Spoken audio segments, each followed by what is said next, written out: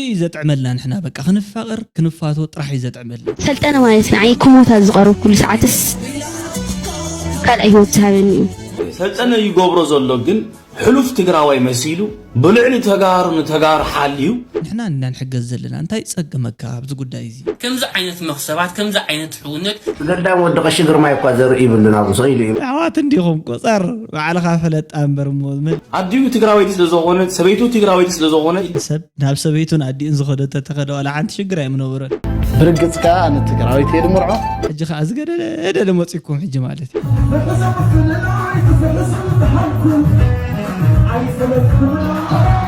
ጽላት የብሉ ገለ የብሉ ሲልካ ከምዚ ትስሕቅ ኣብ ዓለም ትሕቲ ፈጣሪ ጻድቕ እንተሃልዩ ህዝቢ ትግራይ ጥራሕ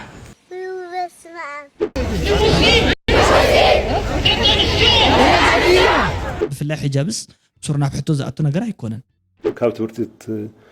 ክተርፋ ዝኽእል ሁነታት ምፍጣሩ በጣም ዘሕዝን ንስኻትኩም እንታይ ትብሉ ማለት እዩ ክርስቲያን ኮንኩም እስላም ምስ ሕጃብና ድማ ንምሃር ጥዕና ይሃበለይ ከመይ ቀንዲኹም ክቡራትን ፍትዋትን ተኸታተልቲ ሽደን ሪኣክት ስዋን እግዚአብሔር መስገን ናብ ናይ ሎማዓንቲ ቪድዮ እንኳዕ ብድሓን መጻኹም እሺ ሓድሽ መደብ ሒዘልኩም መጽ ኣለኹ ሰናይ ምክታል ክኾነልኩም እየ ዝምነ ልዋም ቅነ ይኾነልኩም ኢለ ክሳብ ዝኸይድ ኣብ ጎነይ ምሳይ ሰሚዕኹም ርእቶታትኩምን ሃነጽ ዘበሉ ቁም ነገር ዘለዎም ርእቶታትን ክትገድፉን ጽሒፍኩም ከም ትኸዱን በዓል ሙሉእ ተስፋ እየ ማለት እዩ ናብኣቶም ኢና ክንሰግር ኣብ ናይ ሎማዓንቲ ርእቶ ገርግሽ ኤልሳ ከቢድና እምበር በሊዕና እንታይ ሞ ክንገብር ማለት ሓንቲ ትማሊ መእተዊት ሙዚቃ ማለት እዩ ኣብ ወሰን ቀላይ ቀላሚ ጦሴ እዚ ሓወይንተ ዝምለስ የትብል ከብድኻ ትበልዕ ሙዚቃ ስራሕ ኸዋያ ስለዚ ኩሎም ሰባት ማለት እዩ ሼር ጌሮማ ብጣዕሚ ፊሊንግ ከም ዘለዎም ሓቢርና ሼር ንገብሮ ፊሊንግ ከም ዘለና እዮም ገሊጾም ለይ ማለት እዩ ይቐኒለይ ክቡራትን ፍትዋትን ሓዋተይ ላይክ ኢልና ኣሎ ማለት እዩ ሚዛን ኣረፋይነ ይቐኒለይ ሚዛን ሓወይ ወይ ሚዛን ሓፍተይ ማለት እዩ ንኽልቲ ዝኸውን ሹም እዩ ኣሜን ኢልና ኣሎ ማለት እዩ KLM ላይክ ካጌር ሌሎ ክብሩን ፍትውን ሓው አዲስ ዓለም ግርማይ ሽደን every day appreciate to you thank you very much thank you much indeed ክብረት ይሃበለይ የኽብረለይ ዝሓወይ ማለት እዩ ላይክ ካጌር ሌለን ዝመደብ ከምኡውን ካሊ በቋንቋ ዕብራይስጥ ዕብራይስጥ ሹም ዚኣ ከንብባ እየ ዝደሊ ባይዘወይ ማለት ሂብሩ ግን ኣይክእልን እየ ላይክ እዩ ዘሎ ማለት እዩ ኣዝየ ዝመስግን ይቐኒለይ ብጣዕሚ ናብ ናይ ሎማዓንቲ ቪድዮውን ከምኡ ብተመሳሳሊ ክንሰግር ኢና Welcome to Shidden Reacts 1 أنا لو ما عند زلوا فيديوهات سنة يمزن قاعد يخون الكا زبل بسلطني نحن جمر مزراب تيترفنا ياو اسكن قد سلمون قدم سنة يمزن قاعد لنا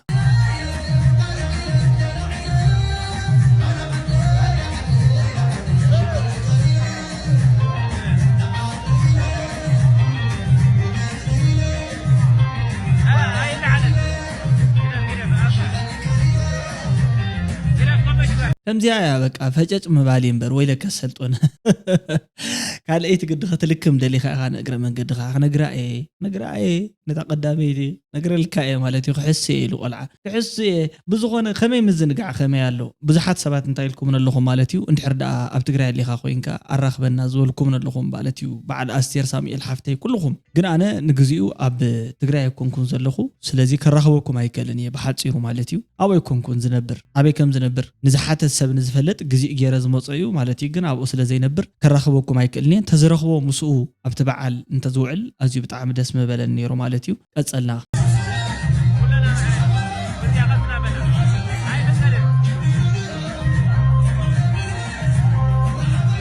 ከምዚ ዘጥዕመልና ንሕና በቃ ክንፋቀር ክንፋቶ ጥራሕ ዘጥዕመልና ጽላኣት ስብከትና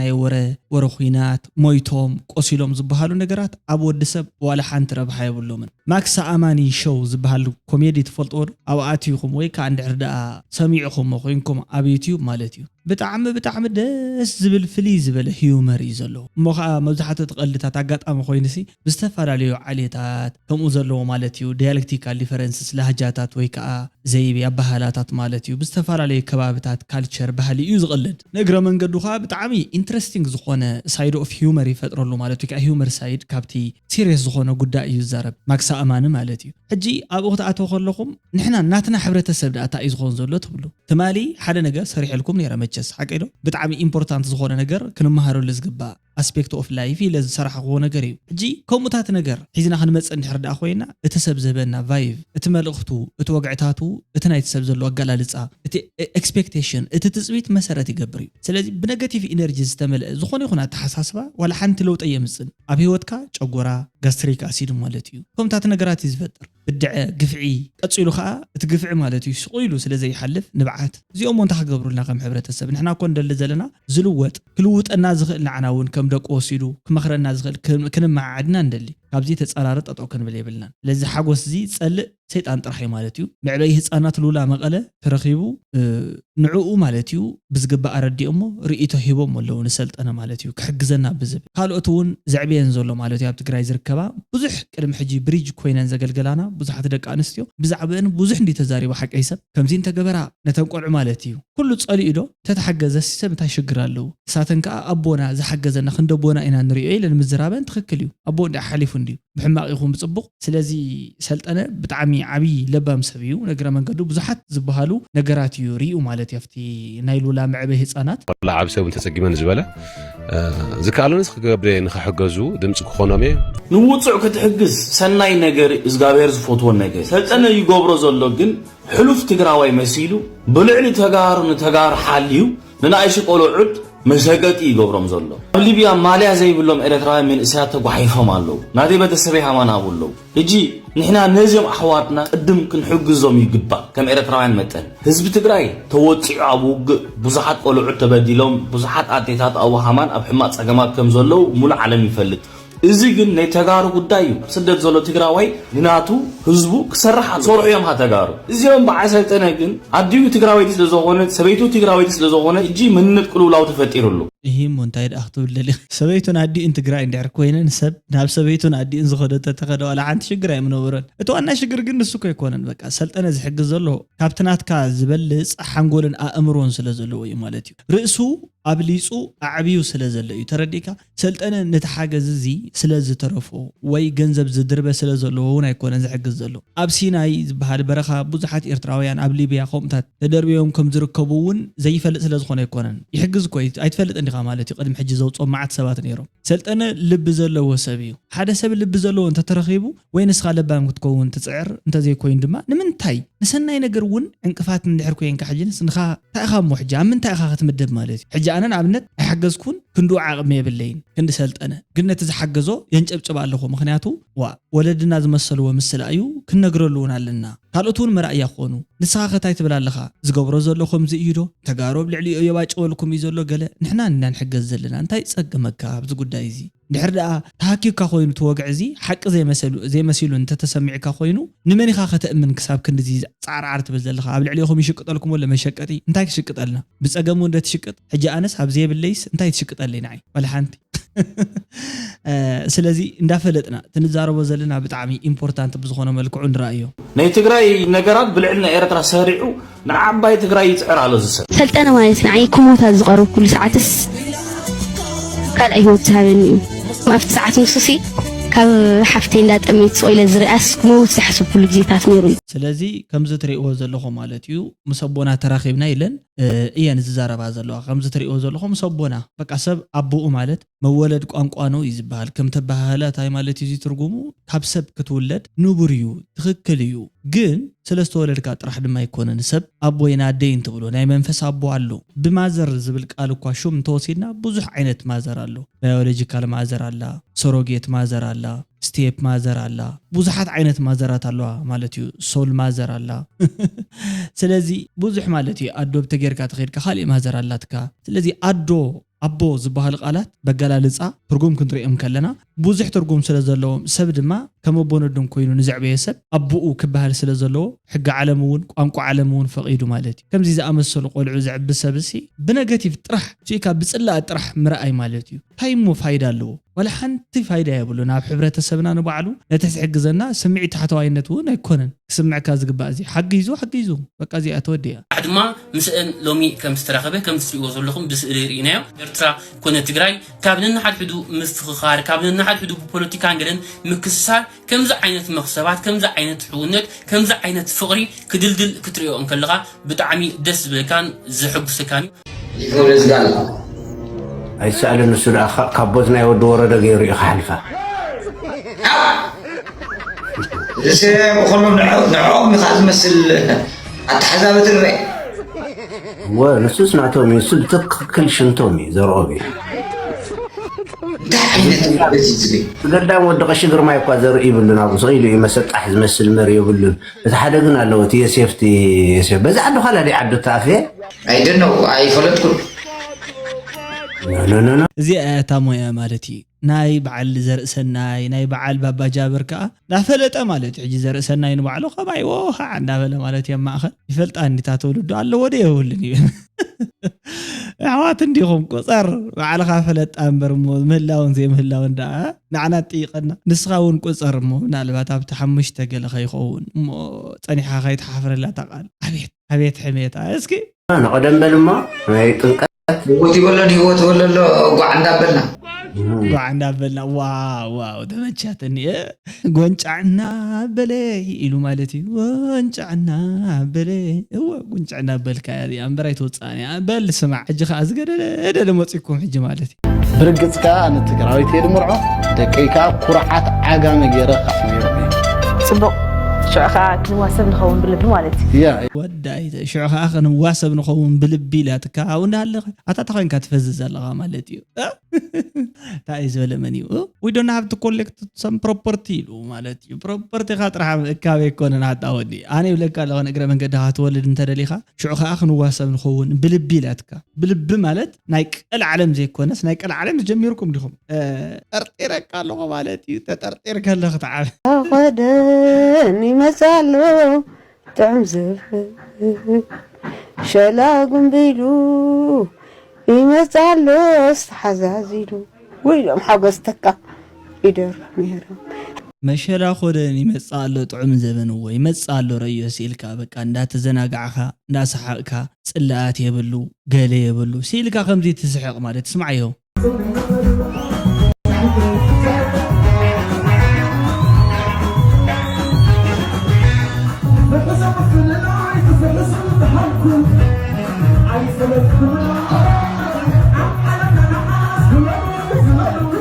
مساخم يلنا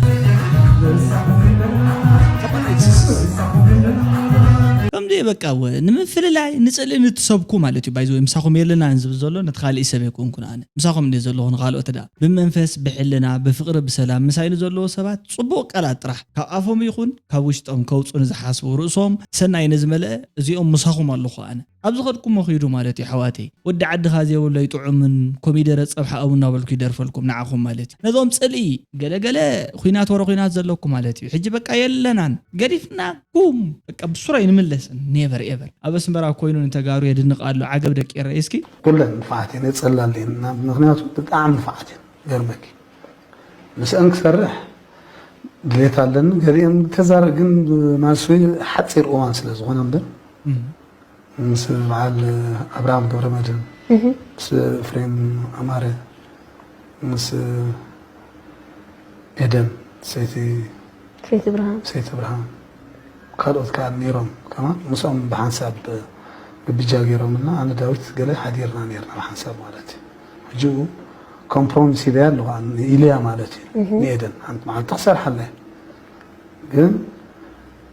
بعدي حيال سراح زغونه ترادينا خوفينا قال نقبرلس كل سرح كان ندلو نعم بحلفي مدلو خيلكا يا بقى تزربا وصياكو انا دس يزبلنت موزيقا تناتي زلن خلت نعوم تناتهم زلو خا ناباي يوسدومو صبق زخونه وهود زخونه مالتيو ازيكو تعد زيما ايو عد زيما مالت درت دفعات رغرغ ጭረት ይዘት ገለ ዝባሃል ዘሎ ሁሉ ብዛዕድ እዚ ይዝርከብ 10 ምልክታት ወይ ከዓ ኖታት ናይ ዜማ ዘለዎ ያሬድ በሃል ያሬድ ከዓ ኣብዚ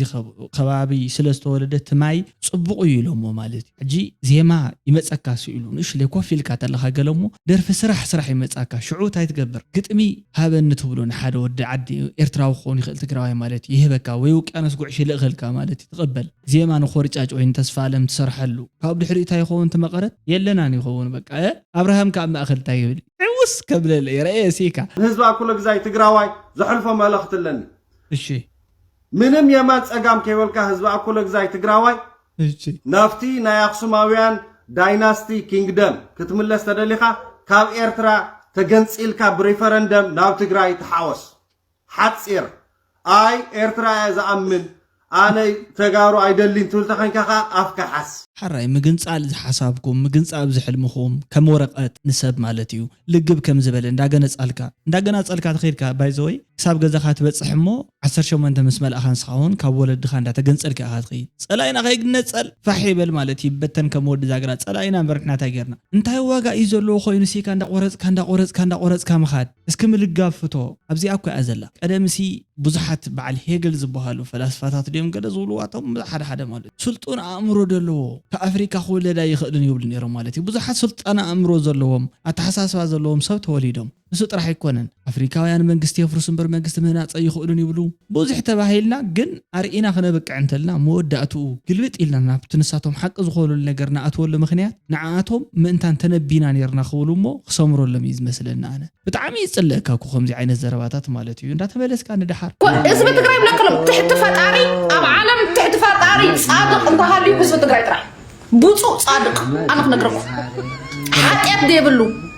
يوا حزبي كاب حقيقة درحقة كاب كفاءات درحقة كاب مكينة درحقة قدامي تعتفت عريض صادق بوصو انت هاليو حزبي حزب تقرأي زي وحطوا زي حقيقة جي حزب تقرأي صادق يختبل كلا كابخاتكم حاتيات زيبولو العيلو بأمني قتلا مسبلة أنا تزيلني مالتي زقبركم نجارات بقول كي تخوينوا علني كم حزب تخوينوا أنا يفرد النايب تخوين يخون حاتيات قدافن مالتي كم معزن دي حركة تخلابيتك مالتي نسخون ده تقلبيت كياتا قداي هم كويو نجهو أبقى قديفنا يا من خيد صباح نمسخلنا أبقى لنا نرخوهم زلنا عنتهم سبات دحر نشتلي كم زي ريفرنس خونا النايز خونا سبيل كازر بخت وصل اتو تبلكاس هالي إلى كاتزاريو وي تمال رخوم زي وليس أنحن مغير وان لو ما عنتنو جايب لك از خونا سمسي حجاب كتقبريا تمرتاون كتمهاريا زبل مريح قال الله مالتي ابزي سلاماو سلفي تقداي زين تامصيو ابز حلفه اوان مالتي اب قدم كلته سومن قلب بيل زخون بروجرامات انداسرحنالو زقننا حدا مدب نيرو نسو خا اذن تمهارو حجاب غيرن كيااتوا تخلكيلن زبل زربايو مالت من كلكلون كلكالي انا تفلطن تمرتي ناي تايز بال كفل تمرت ناي كلل تግራይ ዘሎ خا مالتيو باورو كطيق انتلو يكا كحتت انتلو كمزي مغبار تخكل كمزي يكونن كم زبل حدش حق خا خمزي وصن يمليس لي اخو زلو اتحق ግን ተግባራውነቱ ኮይኑ ዲ አይኮነን ክሳብ ሕጂ አይ በረሃላን ማለት እዩ ከአይ ተነግረናን ባውሩ ግን ለማዓንቲ ሰላማው ሰልፍ ወጽም ነይሮም ዝበልዎ ነሰምዕ ንሕና ኸአ እንብሎ ነገርውን ክንብልና ብጣዕሚ ወሳኒ ዝበሃል መልእኽቲ ኸአ ምስኡ ተሓይዝና ክንሕልፊና ማለት እዩ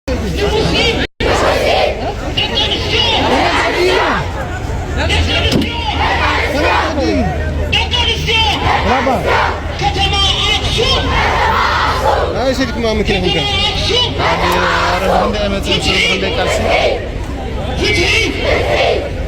مش كتما أخشم وين حسابات نملوات إذا سرعت بزلوا ما نفتح نمقبار ناتهم وكرصن هي ناوز حزبوت حلو لو بركك بزح نايمان مديرتين ورن بزخونه حزب توانا አይረፈደንና ولا زنقعناهم توانا ترجم بزلوا من قدي ናይ ትግራይ ሓድነት ብዘረጋገፀ መንገዲ ልዕል ሁሉ ግን ደቂ ኣንስትዮ ትግራይ ሰላም ይኾና ክስታን ትምህርት ቤት ተኸልኺለን ካብ ዝነበራሉ ግዜ ወፂና ዝሐሸ አንጻራዊ ሰላም ኣብ ዝረኸብናሉ ናብቲ ካብ ትምህርት ቤት ክተርፋ ዝኽእል ኩነታት ምፍጣሩ ብጣዕሚ ዘሕዝን ሒጃብና ተሰዊና ምስ ሒጃብና ድማ ንምሃር حلف يكونن حجاب مثل نمبر حلفة يكونن ازدقبر بدل أبلع كله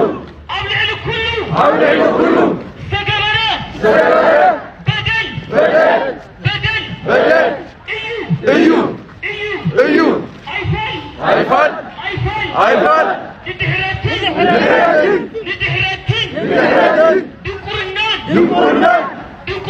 دمقرنان يتعلق ناتنتنا ኣብቲ ጉዳይ ኣመልኪትና ማለት እዩ ሓደ ክንዛረበሎም ዝግብኡ ቃላት ኣለዎ ማለት እዩ እንታይ እዩ ዝብል እንድሕር ኢልና ኣይፋል ንድሕረትን ድንቁርናን ይብሉ ኣለዉ በቲ ሓደ ወገን ማለት እዩ ኣብቲ ሰላማዊ ሰልፊ እቶም ኣስላም ሓዋትና ማለት እዩ ዝገልጽዎ ዘለዉ ጭርሖ ኣብቲ ጭርሖ ዘሎ ማለት እዩ ድሕረትን ድንቁርናን ዘብል ዘሎ ምክንያት ክልተ ነገር እዩ ኣብ ኣክሱም ዝተወሰኑ መጽሓፍቲ ማለት እዩ ተወኪሰ ነይረ ወይ ከዓ ንእሽትለይ ከንብብ ፈቲነ ነይረ ከምዚ ዓይነት ሃዋህው እንድሕር ተፈጢሩ ሰባት ብኸመይ ዝኣክል መንገዲ እንታይ እንተገይሮም ክፈትሕዎም ወይ ከዓ ከም መፍትሒ ክኾኑ ይኽእሉ ዝብል ንጹር እንታይ ይበሃል ትሕዝቶ ዘለዎም ነገራት ማለት እዩ ኣቐሚጠ ነይረ ማለት እዩ ወይ ከዓ ክቕምጥ ፈቲነ ኣለኹ ብጣዕሚ ቬሪ ኢምፖርታንት ዝበሃል ነገራት እዮም ስለዚ እቲ ጉዳይ እዚ ንኽፍታሕ ጥራሕ ናይ ሕጋውን መንግስታውን ኣካላት ሽምግልና ዘይኮነስ ዘድልዮ ማለት እዩ ዘተን ሽምግልናን ዝበሃል ነገር ብጣዕሚ ኣጸቢቑ ክስፋሕፋሕ ኣለዎ ኣብቲ ከተማ ኣክሱም ማለት እዚ መሰረት ገይሩ ብዙሓት ዘረባታት እዮም ዝዝረቡ ብግልፂ ይኹኑ ብግልፂ ዘይኮኑ ኣብቲ ሕጂ ንሰምዖ ዘለና ዝኾን ከውን ቅድሚ ሕጂ እውን ከምኡ ጸኒሑ ማለት እዩ እዚ ኣይኮነን ዘተ ኣብ መንጎ ሃይማኖታት ወይ ከዓ ኢንተርፌስ ዲያሎግ ዝበሃል ቅድሚ ሕጂ ኣብ ዓድና ብብዙሕ ተመክሮ ወይ ከዓ ልምድታት ዘይብልና ማለት እዩ ከምዚ ዓይነት ድሌታት ከምዚ ዓይነት ባህግታት ኣብ ምትእትታወፍቲ ማሕበረሰብ ማለት እዩ ምዝርራብ ይከኣል እዩ ካሊእ ገለልተኛ ዝኾነ ኣካል ጌርካ ኣብ ማእኸል ማለት እዩ ነዚ ይግባአኒ ዝብል ነቲ ጉዳይ እዚ ብቐጥታ ማለት እዩ ይግባአኒ ዝብል ጥራሕ ዘይኮኑ እቶም ይግባአኒ ዝብሉ ኣካላት ተሳቲፎም ሲ እቲ ገለልተኛ ዝኾነ ኣካል ኣብ ማእኸሎም ኮይኑ እንታይ እዩ ተጸገም መፍትሕታቱ ዘለዉ ስክፍታታት ወይ ከዓ ፍርሕታት ክመጽእ ዝኽእል ማለት እዩ ብምድምማጽ ብግልጽ ብምዝታይ ክፍታሕ ዘይኽእለሉ መንገዲ የለን ማለት እዩ ስለዚ መንጎኛ ኣዘራራባ ኣካል እንድሕር ጌርካ መፍታሕ ዘይከኣል ነገር የለን ካልኣይ እስላም እንትኾኑ እስላም ሕዋትና ማለት እዩ ነበርቲ ከተማ ኣክሱም ዝኾንኩም ልክዕ እዚ ናይ ክርስቲያን ፒልግሪሜጅ ከም ኢየሩሳሌም ከም መካ ወይ ከዓ ካዕባ ከድኩም ክትጉብኑ ይኸለኹም ኣብ መካ መዲና ከም ዘሎ ኩሉ ማለት እዩ ልክዕ ኣብዚ እውን ከምኡ ኣሎ ስለዚ ኣክሱም ብክልተ መንገዲ ክትሪእዎ ይግባእ እቲ ሓደ ኣዝዩ ሂስቶሪካል ኤንድ ካልቸራል ዝኾነ ቦታ ናይ ክርስትና ምዃኑ እዚ ማለት ግን ነፃነት ሃይማኖት ድማ ዝበሃል ነገር ኣብ ሕገ መንግስትና ስለ ዘሎ ማለት እዩ ፍሪደም ኦፍ ሪሊጅን ማለት እዩ ስለ ዘሎ ንስኻትኩም እትተሓትዎ ሕቶ ምስቲ ናይ ኣክሱም ዝነበረ ነባራዊ ታሪኽን ባህላዊ ትሕዝቶን ዝጸባእ እንተዘይ ኮይኑ እቲ ካሊእ ነገር ግን እዚ ሕገ መንግስታዊ መሰል ብፍላይ ሕጃብስ ሱርናብ ሕቶ ዝኣቱ ነገር ኣይኮነን ካሊእ ዲት ሕቶ ኣይፈልጥን ቅድሚ ሕጂ ኣነ ኣብ ቀላሚኒ እየ ተማሂረ ብዙሓት ደቂ ኣንስትዮ ከምዚ ብሕጃብ ተኸዲነን እንትመሃራ መሓዙት እውን ነይሮም ማለት እዩ መስጅድ እንትሰግዱ ኣብ ቦታ ናይ መደቀሲና ኮይኖም ኣብ ዶርም ኮይኖም እንትሰግዱ እየ ዝፈልጥ ከምዚ ዓይነት ክልከላ ኣይነበረን ግቡእ እውን ድማ ፈፂሙ ተኣምር ኣይኮነን ማለት እዩ ስለዚ እቶም ቃላት ንጥቀሞም ሓደ ግዜ እውን ድሕረት ድንቁርና ገለ ጥራሕ እንተይኮነስ ማን ድሒር ኣይኮነን እቲ ትክክለኛ ግን እንታይ እዩ እዚ መፍትሒ ክህልዎ እዚ ኢንተርፌስ ዲያሎግ ዝበሃል ማለት እዩ ኣብ መንጎ ሃይማኖታት ዝግበር ምስምማዕ ምዝትታይ ወይ ከዓ ኣብኡ ዘሎ ማለት እዩ ብግልፂ ምድምማፅ ኣድላይ ዝኾነ ኸይዲ እዩ ማለት እዩ ኣማራፂ መፍትሕታት እውን ኣለዉ እዮም ማለት እዩ ምቹእ ቦታታት ዝበሃል ነገራት ናይ ትምህርታዊ ነገራት ናይ ደቂ ኣንስትዮ እስላም ማለት እዩ ነቲ ሃይማኖትን ክስዕባ ዝገብርኦም ምንቅስቃሳት ካልኦት ነገራት እውን ምስቲ ዘሎ ኣብ ክልቲኡ ኣብ ግምት ውሽጢ ዘእተወ ማለት እዩ ንክልቲኦም ሃይማኖት ብዘይጎድእ ብዘየፈላላይ ኣመቺእኻ ማለት እዩ ኣሳኒኻ ሓቢሮም ተዛሚዶም ተፋቂሮም ከተማኦም ሓብሒቦም ታሪኾምን ቅርሶምን ናይ ባዕሎም እውን ስለ ዝኾነ ሓዊሱ ማለት እዩ ተኸናኺኖም እቲ ካሊእ ዘሎ ነገራት ከዓ ዝገብርሉ ማለት እዩ ስለዚ ሕገ መንግስታዊ ሽምግልናታትን ካልኦታትን የድልዩ ማለት እዩ ካሊእ ንሱ ጥራሕ ኣይኮነን ተበግሶታት ምትእስሳር ማሕበረሰብ እውን ክንገብር ይግባአና እዩ ማለት እዩ ኣብዚ ከም ሕብረተሰብ ኣዝየ ክዛረበሉ ዘለኒ ጉዳይ ስለ ዝኾነ እየ ደጊመ ዝዛረበሉ ዘለኒ ናይ ንግዲ ምትእስሳራት ናይ ትምህርታዊ ቦታታት ካልኦት ሓቢርካ ብዕማም ዝስርሑ ነታ ከተማ ዝጸብቑ ፕሮጀክትታት እዚኦም ብምልኦም እንዳተሰርሑ እውን ወፂኦም እዮም ቅድሚ ሕጂ ማለት ከምቲ ዝበልዎ ሓቢርና ኢና ተቃሊስና ብሕጃብና ጌርና ብታሪኽና ኢና ተቃሊስና ስለዚ ሕጂ እውን ታሪኽና ወኒና ኢና ንኸይድ ዝብል ትክክል እዩ ማለት እዩ ስለዚ ተበግሶታት ምትእስሳር ነቲ ማሕበረሰብ እውን ብዝያዳ ክስርሓሉ ዝግባእ እዩ ማለት እዩ መወዳእታ ግን ከድካ ዘይተርፍ ሕቶታት ይሕተቱ መመለስ መልስ ኣለዎም እንድዩ መመለስ መልስ ዝየብሎም ነገራት እንተኮይኖም እንታይ ኢና ንገብር ኩሉ ግዜ ሃይማኖታዊ ምጽዋር ዝበሃል ትምህርቲ ምድንፋዕ ይከኣል እዩ ማለት እዩ ስለዚ እቲ ሪሊጂየስ separation tolerance ማለት እዩ ወይ ከዓ ነቲ ኣፈላላይ ናይ ሃይማኖት ነቲ ቦርደር ማለት እዩ ጎስጓሳት ምንቃሕ ማሕበረሰባዊ ልምድታት ምክፋል ብታሪኽ ከኣን ብእምነት ማለት እዩ ነንሕሎም ብዝበለፀ ንኽረዳድኡ ክሕግዞም ይኽእል እዩ ማለት እዩ ስለዚ ሓበራዊ ምንባር ሓበራዊ ክብርታት ካ ዘጉልህ እምበር ዘህስስ ኣይኮነ ማለት እዩ ሓበራዊ ስምምዓት ኮመን ዝኾኑ ኮመን ሴንስ ዝበሃሉ ማለት እዩ ኮመን ኣግሪመንታት ክህልውና እንዳተፀበና እንዳሃልና ኣብዚ ጉዳያት እዚ ንእሽትለይ ዝበሃል ነገር ከምዚ ክልተ ሰብ ውልቀ ሰብ ዝፈጠርዎ ክፍተት እንተኮይኑ ማለት እዩ ናይ ግድን እዚኣቶም ብሕጊ መን ኢልኩም ካብ ሕጊ ወፃኢ ክትፍቶ ክትብል ትገብሮ ነገር ናብ ካሊእ ቅድመ መኻዱ ማለት እዩ ነዞም ሰባት እዚኣቶም ኣረዲእኻ ንምንታይ ኢኹም ከምዚ ጌርኩም እንታይ ዓይነት ዘረባ ስለ ዘሎ ብዝብል ክካየድ ይኽእል እዩ ማለት እዩ ኖት ኦንሊ እዚ ኣብኣና ጥራሕ ይኮነን ዘሎ ማለት እዩ ትኽፍተት እዚ ኣብ መላእ ዓለም ዘለው ሃይማኖትን ክርስትናን እስልምናን ዘለው ነገራት ማለት እዩ ከምዚ ዓይነት ጉዳያት እንዳተፈፀሙ ንርኢ ኣለና ኣብ ወገን ኤርትራ ኣብ ወገን ትግራይ ኣብ ወገን ኢትዮጵያ ከምኡ ዓይነት ሕቶታት እንትለዓሉ እንተለው ክፍትሕሉ ዝኽእሉ መንገዲ ሰላማዊ መማረፅታት ግን ተዋና ዝበልኩኹም ዘይተርፍ ማለት እዩ መራሕቲ ክልቲኡ ሃይማኖታት ኮፍ ኢሎም ወይ ከዓ ኢንተርፌስ ዲያሎግ ክገብሩ እዚ ትንቡር ነገር እዩ ንስኻትኩም እንታይ ትብሉ ማለት እዩ ክርስቲያን ኮንኩም እስላም ኣብዚ ጉዳይ እዚ እንታይ ዓይነት ርእይቶ ኣለኩም ሓሳብኩም ግለጹ ማለት እዩ እዚ ከዓ ክኸውን እንተሎ ብጣዕሚ ንቕሓት ብዝተመልኦ ናይ 21 ክፍለ ዘመን ብዝኾነ ተሓሳሰባ ክኸውን እየ ትፅቢት ዝገብር ብጣዕሚ ኣነ እውን ከምቲ ድሕር ዝበለ ኮሜንታት ወይ ከዓ ሲሉ ኣዝዩ ብጣዕሚ ኣፅላእቲ ዝኾኑ ነገራት ማለት እዩ ኣይደልዮም እኔ ሎዋም ቀነ ክኾነልኩም እየ ዝምነ ፀፅቡ እስምዕና ንሕና ቀኒውታ ጉድ ላይት ንሕና ሕድርታ ሓዋት ሃይማኖት እዩ